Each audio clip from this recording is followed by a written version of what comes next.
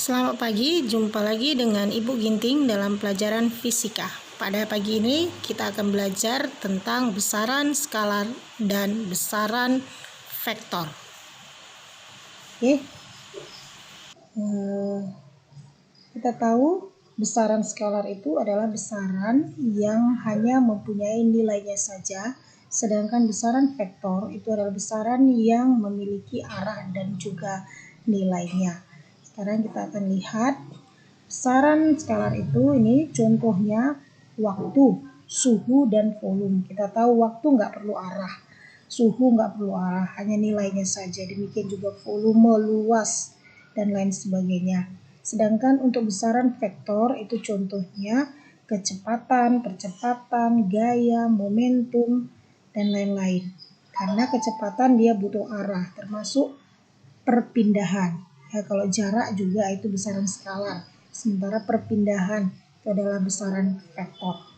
Oke, bagaimana cara menentukan besaran vektor? Biasanya dilambangkan sebagai berikut. Bisa, ini boleh dengan huruf, boleh juga dengan anak panah. Jadi kalau dengan huruf dibuat seperti ini. Ini dia dengan huruf. Nah, kalau dengan anak panah dia akan dibuat seperti ini. Nih, ini dengan anak panah. Oke, kemudian kita akan belajar bagaimana menjumlahkan dan mengurangkan vektor. Kita masuk dulu penjumlahan vektor. Penjumlahan vektor bisa dengan dua cara. Boleh cara menggambar, boleh juga cara analitis atau menghitung. Dengan cara menggambar itu bisa dengan cara yang namanya segitiga, ya, metode segitiga, di mana kita membuat panahnya itu atau vektor itu menjadi sebuah segitiga seperti ini. Ada dua buah vektor, ini F1, ini atau V1, ini V2. Jadi V1 tambah V2 bagaimana hasilnya? Kita akan lihat, dia akan membentuk seperti ini. Ini boleh dia seperti ini, di V1 panahnya ini tadi. Kemudian V2-nya kita pindahkan kemari, dia ketemu ya, yang ujungnya ini, ujung V1 akan bertemu dengan pangkalnya V2. Nih, sehingga panahnya ke atas seperti ini. Dan hasilnya itu resultan namanya, itu adalah dari pangkal ke ujung V2. Maka ini yang menjadi resultannya, V1 tambah V2. Atau boleh juga ini ya, ini yang V2 ini ya seperti ini, atau ini V1 ya, ini V1 ini V1 ditambah V2-nya yang ini, sehingga ini hasilnya ya, ini sama, dia artinya pangkal ketemu ujung ya, pangkal ketemu ujung. Kemudian kita akan lihat cara yang kedua, yaitu cara jajaran genjang. Cara jajaran genjang kita membuat dia, kalau tadi pangkalnya ketemu ujung, ini ujung ketemu pangkalnya ini, itu tadi itu cara segitiga. Kalau cara jajaran genjang tuh pangkal ketemu dengan pangkalnya. Ini tadi yang V2 kita temukan dengan V1. Sehingga kita tarik garis sejajar dari ujung V2 yang sejajar dengan V1. Ini kita tarik garis putus-putus. Ini kalau diteruskan terus. Ini juga kita tarik garis dari ujung V1 sejajar dengan V2, kita tarik sehingga akan membentuk sini pertemuan sudutnya. Dan ini kita tarik dari pangkal. Inilah resultannya. Ya, ini resultannya. Dan ini adalah sudut yang dibentuk, alfa. Sudut yang dibentuk atau arahnya. Jadi kalau R ini resultan ini adalah besarnya, alfa di sini adalah arahnya. Jadi untuk rumus resultan, untuk sudut seperti ini, cara jajaran genjang, maka rumus umumnya adalah ini. Akar V1 kuadrat tambah V2 kuadrat tambah 2V1 V2 kosinus alfa.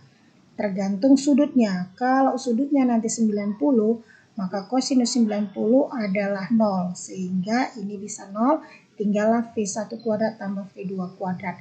Jikalau ini sudutnya 90 derajat. Oke, Kemudian arahnya ditentukan boleh dengan rumus ini, segitiga ya. Dengan rumus segitiga persamaan ya, persamaan sudut sinus, aturan sinus, di mana R ini ya sudut sisi depan sudut per sudut di depannya.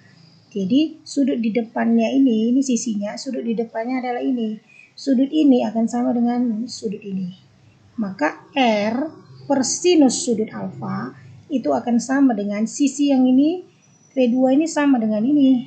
Ya, sudut yang di hadapannya adalah sudut yang ini. Ya kan?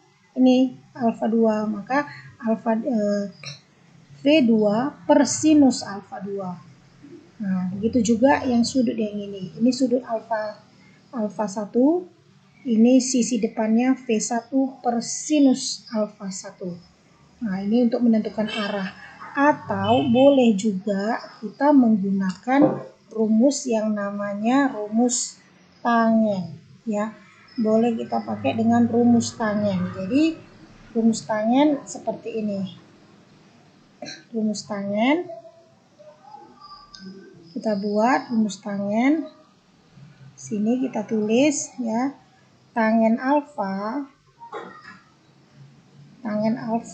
itu akan sama dengan sisi depan ya. Kalau di sini dia alfanya di ini, berarti sisi depannya itu adalah V2 ya. Di sini V2 per V1. Nih, tangen alfa. Boleh ini untuk menentukan arah selain daripada yang rumus sinus tadi. Oke, selanjutnya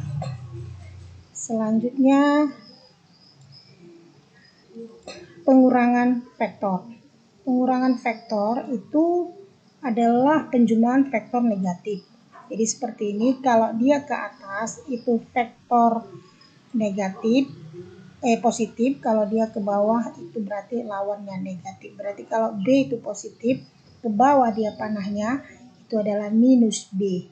Sehingga dari pengurangan ini kita dapat selisihnya, yaitu resultannya atau hasilnya adalah vektor A dikurang vektor B itu sama dengan vektor A ini ditambah minus vektor B. Oke. Sekarang resultan dari dua vektor dengan sudut-sudut istimewa. Ini sudut-sudut istimewa. Jadi kita lihat seperti ini. Nah, kalau ini sudutnya 90 derajat.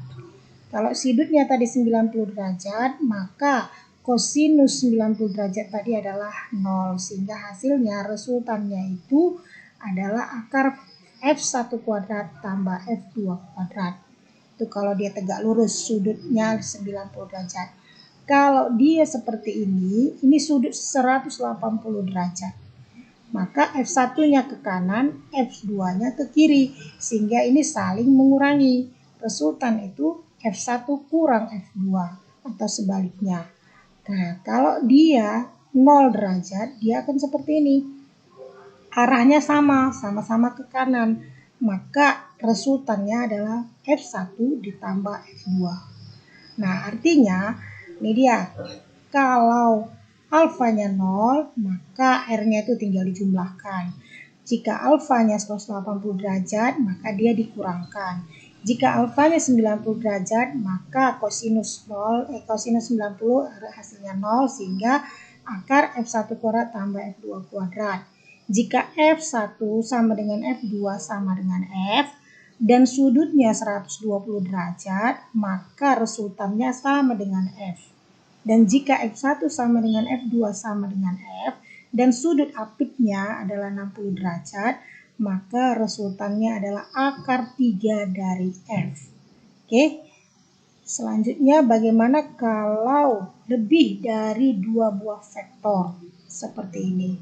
Kita tahu ini lebih dari 2 buah vektor. Ada 3 buah vektor. Ada F1, ada F2, nah ini F2, ada F3. Bagaimana kita menghitungnya? Mana resultannya? Nah, dari sini dikatakan resultannya itu adalah akar dari sigma. Ini sigma, jumlah gaya-gaya atau vektor-vektor arah sumbu X dikuadrat. Oke, untuk yang lebih dari 2 vektor, maka kita akan pakai rumus ini untuk besarnya. Besarnya atau resultannya adalah akar sigma fx kuadrat tambah sigma fy kuadrat. Artinya jumlah vektor sumbu x dan jumlah vektor sumbu y. Sumbu y adalah sumbu tegak, sumbu x sumbu datar. Atau arahnya itu adalah tangen theta adalah jumlah atau sigma vektor sumbu y sumbu tegak per vektor sumbu x sumbu mendatar. Oke. Kemudian coba kita lihat selanjutnya di contoh soal seperti ini. Di antara besaran-besaran berikut ini yang bukan besaran vektor adalah, kita lihat. Ingat tadi besaran vektor itu adalah besaran yang punya nilai dan punya arah. Kita lihat kecepatan. Kecepatan itu punya, misalnya katakan kecepatannya adalah 30 km per jam ke utara, berarti arahnya ke utara. Nilainya 30 km per jam, berarti kecepatan itu adalah besaran vektor. Berarti bukan itu jawabannya. Kemudian gaya. Gaya apakah besaran vektor? Kita tahu gaya itu adalah massa kali percepatan. Percepatan itu kecepatan per waktu. Berarti kalau kecepatan besaran vektor, maka percepatan juga besaran vektor dan gaya juga besaran vektor. Kemudian momentum. Momentum adalah massa dikali kecepatan. Berarti dia juga besaran vektor. Berarti kelajuan ini yang besaran skalar. Maka jawabannya adalah kelajuan. Karena kelajuan ini adalah jarak per waktu. Sedangkan kecepatan itu perpindahan per waktu. Nilainya sama, tetapi kalau kelajuan tidak punya arah, tetapi kecepatan punya arah. Itu bedanya kelajuan dengan kecepatan. Untuk jarak dan perpindahan, perbedaannya nanti kita lebih bahas lagi waktu kita belajar tentang gerak. Oke, kita lanjut ke soal yang berikutnya. Dua buah vektor memiliki besar yang sama, yaitu f. Bila besar resultan kedua vektor itu sama dengan f, berapakah besar sudut apitnya? Oke, dari penjelasan tadi sebenarnya sudah ada jawabannya. Kalau f1 sama dengan f2 sama dengan f dan sudut apitnya 120 derajat, maka resultannya adalah f. Sekarang dibalik. Resultannya f, f1, f2 sama dengan f, sudut apitnya berapa? Ya pasti jawabannya 120. Tapi secara perhitungan, mari kita lihat berikut ini. Ya, F1 sama dengan F, F2 sama dengan F, R sama dengan F. Yang ditanya sudut apitnya atau alfa. Nah, kita pakai rumus yang tadi. Ya, R sama dengan akar F1 kuadrat tambah F2 kuadrat tambah 2F1 F2 kosinus alfa. R-nya F, kita ganti. F1-nya F, maka F kuadrat, tambah F2-nya F, F kuadrat, tambah 2F kali F, 2F kuadrat, cos alfa. Sehingga hasilnya F kuadrat tambah F kuadrat, 2F kuadrat, tambah 2F kuadrat kosinus alfa. Kita hilangkan akarnya, maka F di sini dikuadratkan menjadi F kuadrat sama dengan 2F kuadrat tambah 2F kuadrat cos alfa. Sehingga 2F kuadrat cos alfa itu sama dengan F kuadrat dikurang 2F kuadrat. Sehingga hasilnya cos alfa sama dengan F kuadrat kurang 2F kuadrat adalah minus F kuadrat per 2F kuadrat. Sama dengan minus setengah. Sudut berapakah yang nilai kosinusnya setengah? Untuk sudut kosinus alfa yang nilainya setengah itu adalah 60 derajat untuk di kuadran 1. Ya, di kuadran 1. Sementara nilai kuadran 1 itu bernilai positif. Sementara di sini negatif. Berarti jawabannya bukan di kuadran 1, tetapi di kuadran yang lain. Kita ingat untuk kuadran, ya, sini Ibu ingatkan untuk kuadran ada 4 kuadran di dalam matematika, ya. Jadi kalau kita buat seperti ini ada 4 kuadran, ya. Ini kuadran 1, kuadran 2, kuadran 3, kuadran 4. Kuadran 1 ini 0 derajat sampai 90 derajat. Kuadran 2 90 sampai 180. Kuadran 3 180 sampai 270. Kuadran 4 ini 270 sampai 360 derajat. Jadi di kuadran 1 ini semuanya positif. Sinus, kosinus, tangen semuanya positif. Ya. Di kuadran 2 hanya sinus yang positif, selainnya negatif. Hanya sinus yang positif kuadran 2. Di kuadran 3 sini hanya tangen yang positif, selainnya negatif.